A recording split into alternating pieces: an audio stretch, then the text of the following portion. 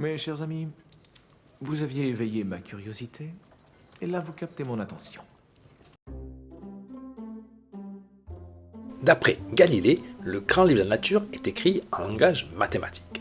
À travers cette capsule, nous allons aborder un chapitre de ce livre consacré à l'électricité. Pour introduire cette vidéo, observons l'animation suivante où l'on voit une lampe reliée à une prise. Et posons-nous la question, que représentent ces petits points jaunes qui se déplacent de la prise à la lampe? Pour répondre à cette question, nous allons d'abord définir les deux grandeurs électriques que sont l'intensité et la tension, puis nous verrons cette notion de dipôle, très utilisée en électricité, et enfin nous verrons les lois qu'on appelle les lois des nœuds et des mailles qui sont appliquées dans les circuits électriques. Que se passe-t-il dans un fil conducteur lorsqu'un courant électrique circule? Pour répondre à cette question, imaginons le circuit électrique suivant, avec ici une pile, un interrupteur et une lampe. Et des fils conducteurs qui vont relier ces différents composants. L'interrupteur ici il est fermé, donc la lampe brille, le courant électrique circule. Donc vous avez vu en collège que ce courant, on le symbolise par une flèche sur le circuit et on le note I, on le fait circuler dans le sens de la borne plus à la borne moins du générateur. Alors imaginons que l'on puisse zoomer au niveau du fil conducteur là, et qu'est-ce que l'on verrait? En fait, on verrait ceci. Donc le fil conducteur, on va dire qu'il est composé d'atomes de cuivre. Donc c'est ce que vous voyez ici en bleu, ce sont les atomes de cuivre. Alors il y a marqué plus parce que dans cet atome de cuivre, il va y avoir un ou deux électrons qui vont pouvoir se détacher. Ainsi l'atome de cuivre aura perdu une ou deux charges négatives, donc sa charge sera positive, et les électrons ici vont pouvoir se déplacer, on appelle ça des électrons libres. Et on verrait, si on zoomait ici, qu'ils se déplacent attirés par la borne plus du générateur. Or, vous voyez que ce déplacement des électrons est de sens opposé au sens conventionnel du courant. Alors, d'où provient cette contradiction, on va dire? En fait, il faut savoir que historiquement, les premiers scientifiques qui ont étudié le courant électrique, à l'époque, avant 1900, ils ne connaissaient pas les électrons. Donc, ils ont fait l'hypothèse qu'il y avait quelque chose de charge positive qui se déplaçait dans un circuit électrique. Et donc, ce I, là, le sens de I, représente ce déplacement de charge positive attirée par la borne moins.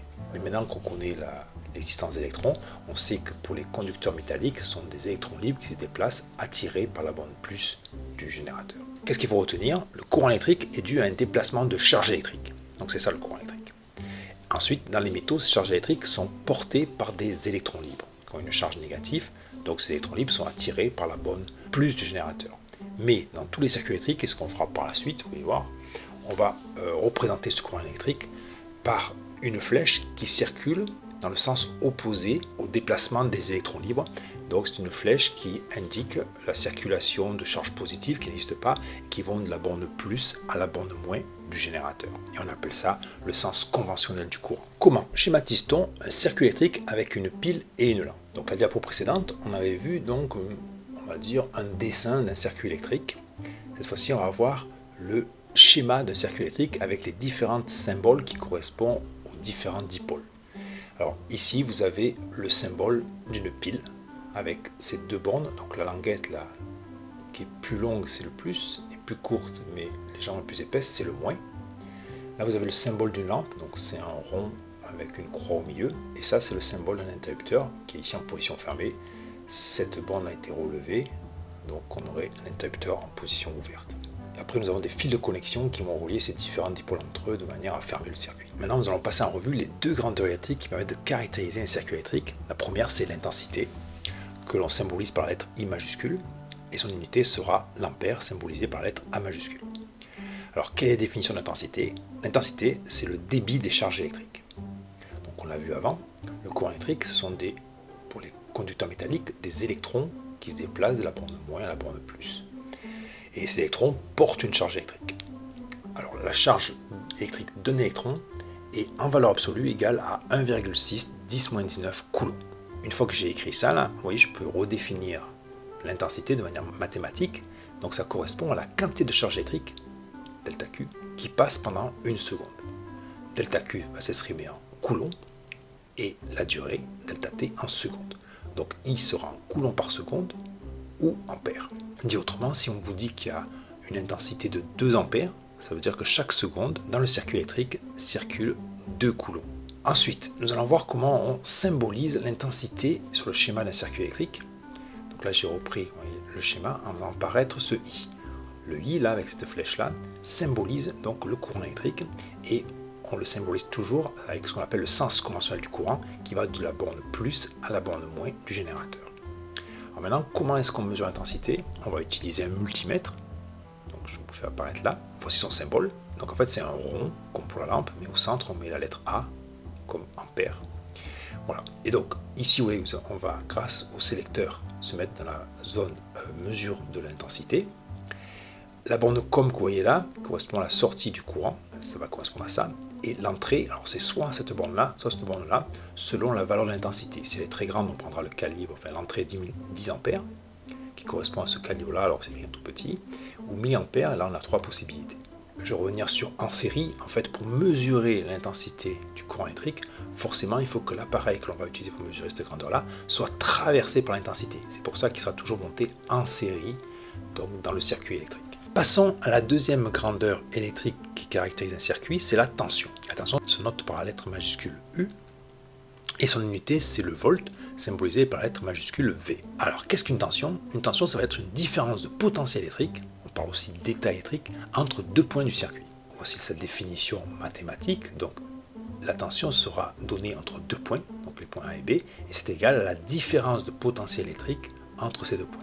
Donc là, on a ce qu'on appelle le potentiel électrique, noté V majuscule, et la tension, notée U majuscule. Alors, je vais faire apparaître donc ces tensions, je vais les symboliser sur ce circuit électrique-là. Donc c'est le même circuit que précédemment, sauf qu'on a enlevé l'interrupteur. Parmi les dipôles qu'on va voir juste après, on distingue ce qu'on appelle les générateurs et les récepteurs. Un générateur, son but, c'est de faire augmenter le potentiel électrique du circuit. Donc ici, si je fais apparaître les deux points qui entourent mon générateur, le potentiel A sera plus grand que le potentiel D. Et par contre, un récepteur, lui, comme la lampe ici, vont utiliser ce potentiel électrique pour fonctionner. Donc ils vont faire diminuer le potentiel électrique. C'est-à-dire que le potentiel électrique en B sera plus grand qu'en C. Maintenant, je vais vous montrer comment je symbolise une tension au bornes d'un dipôle. En fait, on va utiliser de nouveau une notion de flèche. Cette fois-ci, elle ne sera pas sur le circuit, mais parallèle au circuit. Et elle sera toujours, cette flèche, dirigée vers le potentiel le plus haut. Donc concrètement, vous voyez là, pour la tension au borne générateur, qu'on va noter UAD, entre les deux points A et D, la flèche pointe vers le point A, parce que c'est le potentiel le plus élevé généré par le générateur. Par contre, pour la lampe, voilà, la tension UBC, ou la lampe, pointe vers le point B, parce que le point B aura un potentiel électrique plus élevé que le point C. Maintenant, comment mesure-t-on une tension? Donc on va utiliser de nouveau un multimètre, comme pour l'intensité, mais cette fois-ci, il va être branché en parallèle, ou en dérivation. Pourquoi? Parce qu'en fait, en mesurant une tension, le multimètre mesure le potentiel en B et le potentiel en C, et il effectue le calcul potentiel en B moins potentiel en C. Donc il doit être relié à ces deux points en parallèle par rapport au dipôle. Ensuite, si je fais apparaître ici une photo d'un multimètre, vous voyez, c'est le même que pour l'intensité, sauf qu'on a déplacé ici le sélecteur dans la partie tension continue. Là, on va choisir le calibre qui va bien. Et les deux bornes, alors on retrouve toujours ce COM, comme pour l'intensité, qui est de nouveau là. Et par contre, l'autre borne, celle qui va être reliée au potentiel le plus élevé, ça va être la borne V. Donc je vais la faire apparaître. Reste ce point rouge là. En fait, il va être ici, et le point B, c'est le COM. Alors si vous inversez, donc si vous mettez le COM ici, et le point rouge ici, vous aurez une valeur négative ici, ça vous indiquera la tension négative. Parce que tout ce que je vous ai expliqué là sur la symbolisation de la tension, c'est pour les tensions positives. Maintenant, je vais faire le lien entre les deux grandeurs, tension et intensité. Tout à l'heure, on a vu que l'intensité circule de la borne plus à la borne moins du générateur. Mais ça revient à dire que l'intensité circule du potentiel électrique le plus haut vers le potentiel électrique le plus bas. Et maintenant, si je compare les deux symboles de l'intensité et de la tension, on voit que lorsque je m'occupe d'un générateur, le sens de l'intensité et de la tension est le même. Générateur U et I, le même sens. Par contre, pour un récepteur, vous voyez que le sens de la tension n'est pas le même sens que I. Donc U et I sont de sens opposés. Quelle analogie peut-on faire entre un circuit hydraulique et un circuit électrique? Tout d'abord, je fais apparaître donc le dessin d'un circuit hydraulique où l'on voit donc deux réservoirs d'eau, un relativement bas ici et un relativement haut, avec une pompe qui nous permet de faire monter l'eau du réservoir bas vers le réservoir haut, et une roue qui va être entraînée par l'écoulement de l'eau du réservoir haut vers le réservoir bas. En fait, ce circuit hydraulique, on peut faire son équivalent avec un circuit électrique, où ici, notre générateur de tension, notre pile est l'équivalent de la pompe, et la lampe est l'équivalent de la roue. Alors maintenant, je vais m'intéresser aux différentes grandeurs. Ici, je fais apparaître le débit d'eau du circuit hydraulique, qui est par définition combien de mètres cubes d'eau il passe par seconde.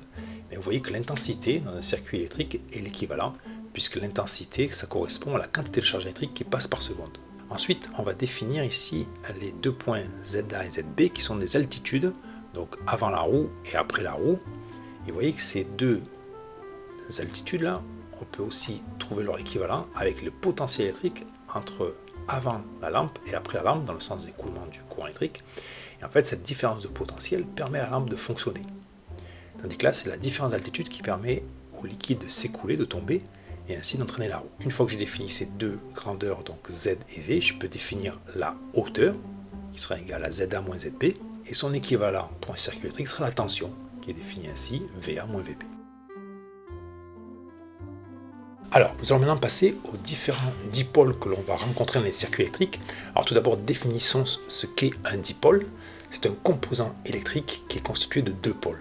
Di veut dire deux. Nous allons voir d'abord le premier dipôle, c'est ce qu'on appelle le conducteur ohmique, et nous allons voir son rôle. Alors d'abord, deux situations où on peut rencontrer des conducteurs ohmiques, c'est dans un chauffe-eau électrique, vous voyez, c'est la partie là qui va permettre justement de chauffer l'eau, et ce conducteur ohmique permet de convertir l'énergie électrique en énergie thermique. Et après, par exemple dans des circuits électriques, circuits électroniques, si vous voyez ce composant-là, c'est aussi un conducteur ohmique, mais là son but ne va pas être de chauffer, ce fait qu'il chauffe va être un inconvénient. Donc là le but ça va être de chauffer, et là le but ça va être de modifier soit une tension, soit une intensité dans un circuit électrique. Les conducteurs ohmiques vont être caractérisés par une grandeur qu'on appelle la résistance, que l'on note R majuscule, et dont l'unité est l'ohm, symbolisé par la lettre grecque oméga. Alors souvent, par abus de langage, on appelle le conducteur ohmique résistance. Mais en fait, là, vous voyez, volontairement, on a bien fait la distinction pour ne pas confondre le composant, le dipôle, et sa grandeur qui le caractérise. Voici le schéma ou le symbole d'un conducteur ohmique. Donc c'est un rectangle. Là, je fais apparaître un sens d'intensité, imaginons que ce soit du haut vers le bas. Et là, je fais apparaître la tension aux bornes du conducteur ohmique. Donc, U, vous voyez, il est bien de sens opposé à I parce que le conducteur ohmique est un récepteur. Ensuite, chaque dipôle va être caractérisé par une caractéristique, c'est-à-dire un graphique qui représente U en fonction de I. Pour le conducteur ohmique, on a ce qu'on appelle une fonction linéaire. C'est-à-dire que si je le modélise, je vais trouver U égale R fois I, donc une droite qui passe par l'origine, et R, donc c'est le coefficient directeur de cette droite-là. L'équation de ma droite-là, je peux l'écrire, je la réécris ici, et on appelle ça la loi d'Ohm. Et donc on voit que R, c'est bien le coefficient de proportionnalité entre U et I. C'est-à-dire si je double pour un conducteur ohmique une résistance donnée, si je double l'intensité, la tension va être doublée aussi. Donc là je fais apparaître les unités, ce qui est logique, la tension en volts, l'intensité en ampères, et la résistance du conducteur ohmique en ohm. Alors maintenant je vais revenir sur le mot résistance. Alors pourquoi on a appelé ça la grandeur caractérise un conducteur ohmique résistance? Parce qu'en fait, plus la résistance du conducteur ohmique est grande, moins l'intensité passe. Donc on peut dire que la résistance empêche le passage du courant. Qu'est-ce qu'un générateur idéal de tension? Donc voici une photo d'un générateur idéal de tension. Donc c'est un appareil qu'on branche à une prise et qui va nous fournir ici une tension entre ces deux bornes plus et moins. Ici on va sélectionner la valeur de la tension désirée entre 3 et 12 volts. Alors voici son schéma, donc c'est un rond avec un trait. Ne pas confondre avec la pile qu'on verra juste après. Et on doit préciser où sont les bornes plus et moins. Vous voyez que les deux bornes sont distinctes, elles ne sont pas équivalentes, contrairement au conducteur ohmique. Ensuite, l'intensité sera forcément symbolisée en sortant de la borne plus du générateur, et elle va revenir par la borne moins ici. Donc maintenant, si je fais apparaître le symbole de la tension aux bornes du générateur, elle sera toujours dans le même sens que I. Voilà. Le potentiel le plus élevé sera là, et le potentiel le plus bas sera ici. Maintenant, la caractéristique d'un générateur idéal de tension, ça va être une droite horizontale. Alors, qu'est-ce que ça signifie? Ça veut dire que la tension au plan générateur va toujours être égale à la grandeur que j'ai sélectionnée ici. Donc, imaginons que là soit 6 volts, j'aurai une tension de 6 volts, quelle que soit l'intensité délivrée par le générateur. En résumé, un générateur idéal de tension délivre une tension constante à ses bornes. Comment modélise-t-on un générateur réel de tension? Alors, voici une photo d'un générateur réel de tension. Donc, dit autrement, c'est une pile. Voici son schéma. Pareil, l'intensité va sortir toujours par la borne plus et revenir par la borne moins. Et la tension dans le même sens que I, puisque c'est un générateur. Sa caractéristique. Alors, vous voyez, contrairement au générateur idéal de tension, on va avoir une chute de tension au fur et à mesure que l'intensité augmente. Donc on aura une valeur maximale qui correspondra à la grandeur E, là, qu'on va définir juste après. Et si je modélise, on aura une fonction qui ne sera plus linéaire, mais affine, d'équation E moins RI et moins R est le coefficient directeur de la courbe que vous voyez ici. Maintenant, on va essayer d'interpréter ce que signifie l'équation de cette courbe ici. Donc là, j'ai redessiné le symbole de ma pile, mon générateur réel. Je fais apparaître I et U. On va appliquer ce qu'on appelle une modélisation, c'est-à-dire que ce générateur réel, je peux le remplacer par l'association en série d'un générateur idéal avec un conducteur ohmique. Pourquoi? Je refais apparaître mon intensité I, qui sort par la bande plus générateur. Je fais apparaître les deux tensions au bord de mes deux dipôles. Donc E, ça c'est la tension du générateur idéal. Et là, je vais faire apparaître la tension aux bornes du conducteur ohmique, qui aura pour expression d'après la loi d'Ohm R fois I. Et donc maintenant, si j'exprime la tension totale aux bornes de mes deux dipôles, c'est bien cette tension moins celle-ci, parce que vous voyez qu'elle est de sens opposé à E. Donc j'obtiens bien mon E moins RI, qui est l'équivalent de ce que j'avais ici. Donc vous voyez, cette équation qu'on a obtenue en modélisant le graphique, la courbe U en fonction de I, correspond à cette représentation-là. Donc on peut dire que un générateur réel de tension peut être modélisé par l'association en série d'un générateur idéal dont la tension serait l'ordonnée à l'origine, et en série avec un conducteur ohmique de résistance petit r qui correspond au coefficient directeur de la droite qu'on a obtenu ici, au signe près bien sûr. En résumé, un générateur réel peut être modélisé par un générateur idéal de tension E en série avec un conducteur ohmique de résistance R. Quelle loi peut-on appliquer dans un circuit électrique? Donc on va voir qu'il y a deux lois. D'abord la loi des nœuds qui va concerner les intensités, puis la loi des mailles qui va conserver les tensions. Alors commençons par la loi des nœuds, où je fais apparaître ici donc un nœud. Un nœud en fait c'est un point d'intersection entre différentes branches de circuit électrique. Donc maintenant je vais vous faire apparaître les différentes intensités correspondant à chaque conducteur ici. Donc I1, I2, I3. Alors que dit la loi des nœuds? Elle dit lorsque l'on a un nœud, l'intensité est conservée. C'est-à-dire que l'intensité qui arrive au niveau du nœud doit être égale aux intensités qui en ressortent. Alors il peut y en avoir plusieurs qui arrivent, qu'une seule qui ressorte, etc. Là, dans le cas que j'ai dessiné là, quand on l'applique, on va dire que I1 égale I2 plus I3. Ce qui rentre est égal à ce qui sort. Donc, cette loi des nœuds, dit autrement, on peut dire que c'est la conservation de la charge électrique. Puisqu'une charge électrique ne va pas pouvoir disparaître ni apparaître de manière spontanée. Toutes les charges électriques qui arrivent ici vont ressortir soit là, soit là. Maintenant, passons à la loi des mailles qui va concerner cette fois-ci les tensions. Alors, pour vous la présenter, je vais considérer un circuit électrique tout simple avec un générateur et deux conducteurs ohmiques, R1 et R2. En premier temps, je fais apparaître l'intensité. Donc, on rappelle que l'intensité circule toujours de la borne plus à la borne moins. Donc, pas de souci. Et là, je vais faire apparaître les tensions aux bornes de mes trois dipôles. Donc, la tension que je note E aux bornes du générateur idéal est dans le même sens que I. C'est normal, c'est un générateur. Par contre, les tensions aux bornes des deux conducteurs ohmiques vont être de sens opposé à I parce que ce sont deux récepteurs. Ensuite, je vais définir un sens de parcours de la maille. Moi, je choisis ce sens-là, du plus vers le moins, le même sens que E, on va dire. Et une fois que j'ai fait ça, je vais appliquer la loi des mailles qui dit que la somme des différentes tensions selon le sens de parcours de la maille est nulle. Alors, qu'est-ce que ça signifie? En fait, vous voyez, si je vois E est dans le même sens, son symbole, que le sens de parcours de la maille. Par contre, U1 et U2, ils sont dans le sens opposé du parcours de la maille. Donc, je vais écrire E moins U1 moins U2 égale 0. Alors là, je peux changer, mettre en forme différemment, et dire que E, c'est égal à U1 plus U2. En faisant passer les deux termes négatifs, là, de l'autre côté de l'égalité. Et donc ça se comprend mieux d'un point de vue physique. Ça veut dire que la tension générée par le générateur va être utilisée par les deux récepteurs. Donc cette loi des mailles, on peut la voir aussi comme une conservation du potentiel électrique. Qu'est-ce que ça signifie? Ça veut dire que le potentiel électrique maximal créé par le générateur, là, va être utilisé par mes deux conducteurs ohmiques. Donc c'est bien cette différence de potentiel électrique va être égale à la somme des deux différences de potentiel électrique aux bornes de mes deux récepteurs. Appliquons les deux lois que l'on vient de voir dans un circuit avec deux dipôles récepteurs que sont ici les conducteurs ohmiques R1 et R2 et ils sont reliés entre eux en parallèle par rapport à un générateur idéal de tension. Alors première loi, la loi des nœuds, faisons apparaître les différentes intensités du circuit, donc I, l'intensité délivrée par le générateur, qui va se séparer en deux, I1 et I2 ici. Ensuite, nous allons appliquer la loi des nœuds. Donc nous avons deux nœuds. Le premier nœud est ici, le deuxième sera là. Donc sur le nœud A, qu'est-ce qu'on va écrire? On va écrire que I égale I1 plus I2. Sur le nœud B, I1 qui arrive là, plus I2 qui arrive ici, va être égal à I qui ressort là. Donc en fait, vous voyez, ces deux égalités sont identiques. Ensuite, la loi des mailles. Là, on va faire apparaître les différentes tensions du circuit. Donc on a la tension aux bornes du générateur, dans le même sens que I, et les deux tensions aux bornes des deux conducteurs ohmiques de sens opposé à I1 et à I2. On va appliquer la loi des mailles. Alors cette fois-ci, on peut voir trois mailles dans ce circuit. Donc une première maille, c'est celle-ci. Hop. Une deuxième maille, c'est celle-là. Et une troisième maille, c'est celle-là. Donc je vais d'abord l'appliquer à la maille 1, la loi des mailles, qui dit que alors, cette tension positive moins celle-ci égale 0. Donc E moins U2 égale 0. Donc je peux mettre en forme en disant que E égale U2. Donc dit autrement, la tension dérivée par le générateur va se retrouver intégralement aux bornes du conducteur ohmique.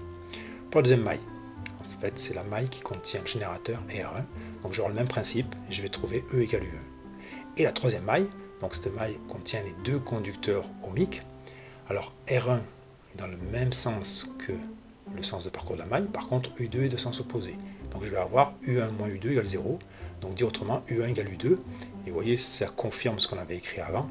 Donc on peut dire que E égale U1 égale U2. Donc dit autrement, la tension dérivée par le générateur va se retrouver aux bornes de ce conducteur ohmique et aux bornes de ce conducteur ohmique. Donc les deux conducteurs ohmiques seront la même tension, la tension délivrée par le générateur. Pour conclure, revenons à la question qu'on s'était posée lors de l'introduction et qui était la suivante. Que représentent les points jaunes dans mon animation ici? Alors tout d'abord, on va schématiser cette animation par un schéma électrique avec l'équivalent ici de notre prise, donc un générateur réel de tension, l'équivalent de la lampe, donc le symbole de la lampe, et l'interrupteur que vous voyez ici qui correspondrait à l'interrupteur que l'on voit là. Une fois que j'ai fait ça, je fais apparaître le sens conventionnel du courant qui va de la borne plus à la borne moins. Et vous avez vu qu'en fait, ce sens conventionnel courant correspond à rien de concret, puisqu'en fait, le véritable déplacement qui a lieu sont les déplacements des électrons libres qui vont dans le sens inverse du sens conventionnel du courant. Mais est-ce qu'on peut associer à ces points jaunes les électrons libres? Ben, la réponse est non, parce que vous voyez bien que les points jaunes partent de la prise, vont à la lampe et s'arrêtent, alors que nous, on a vu que les électrons libres partent de la borne moins du générateur et vont à la borne plus. Donc ils font l'aller-retour entre la prise et la lampe. Donc ce ne sont pas des électrons libres qui ont été symbolisés par ces points jaunes qui se déplacent. Alors, qu'est-ce que c'est? Moi je dirais qu'en fait ça représente l'énergie électrique qui elle va bien être transférée de la prise à la lampe. En fait mon circuit électrique permet de transférer l'énergie électrique produite, donnée par la prise et qui va être utilisée par la lampe pour nous éclairer. Je vous remercie pour votre écoute et je vous souhaite bon vent les scientifiques. Une dernière chose, docteur. Quoi encore? Il est de coutume ici dans le Sud, lorsqu'on vient de conclure un accord, que les deux parties se serrent la main.